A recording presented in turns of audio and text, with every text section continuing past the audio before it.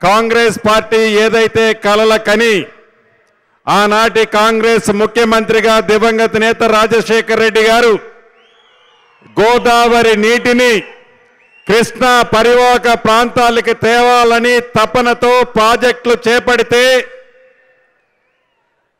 తెలంగాణ రాష్ట్రాన్ని ఇచ్చిన కాంగ్రెస్ పార్టీని కాదని గత 10 సంవత్సరాలు పరిపాలించిన ముఖ్యమంత్రి గారు ఎన్ని కుళ్ళు కుతంత్రాలు పన్ని కింద మీద పడ్డా 10 సంవత్సరాలలో చొక్క నీరు కూడా నాడివ్వల.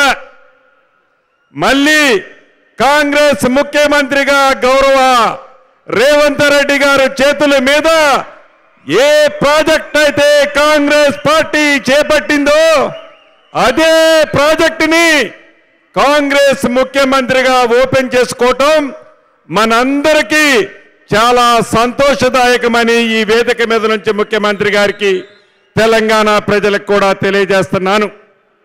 అంతేకాదు ఇందాక తుమ్మల గారు చెప్పినట్లు రైతును రాజును చేయాలని ఎన్నికల ముందు మన నాయకులు రాహుల్ గాంధీ గారు వరంగల్లో ఏదైతే మాటిచ్చారో తెలంగాణ రాష్ట్రంలో మార్పు కావాలని ఇందిరమ్మ రాజ్యాన్ని తెచ్చుకున్న తర్వాత ఆనాటి ప్రభుత్వం మన నెత్తిన 7,18,000 కోట్లు అప్పు భారాన్ని పెట్టిపోతే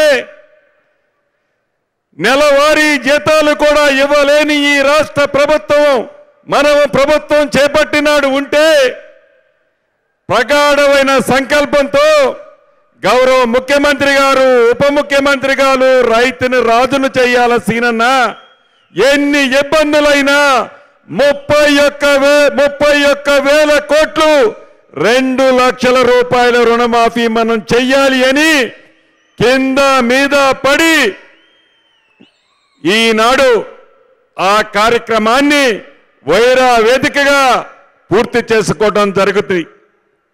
అంతేకాదు ప్రభుత్వం ఏర్పడిన తర్వాత ఎన్నికల ముందు ఏవైతే హామీలు ఇచ్చామో హామీలన్నీ యుద్ధ ప్రాతిపదిక మీద ఈనాడు ప్రజలకు అందిస్తుంది మన ప్రభుత్వం ఇందిరమ్మ ప్రభుత్వం. ఎన్ని ఇబ్బందులు వచ్చినా ఎన్ని కష్టాలు వచ్చినా తప్పకుండా ప్రజలకి అండదండలుగా మేము మాకు అండదండలుగా మీరు గతంలో ఉన్నారు భవిష్యత్తులో కూడా ఉంటారు అని మనస్ఫూర్తిగా నేను నమ్ముతున్నా. మరొక్కసారి ఇంత పెద్ద ఎత్తున గౌరవ ముఖ్యమంత్రి గారికి మిగతా మంత్రులందరికీ స్వాగతం పలకటానికి వచ్చిన మీ అందరికీ శిరస్సు వంచి అభినందనలు కృతజ్ఞతలు తెలుపుతూ మీ అందరి దగ్గర సెలవు తీసుకుంటున్నాను. Thank you very much.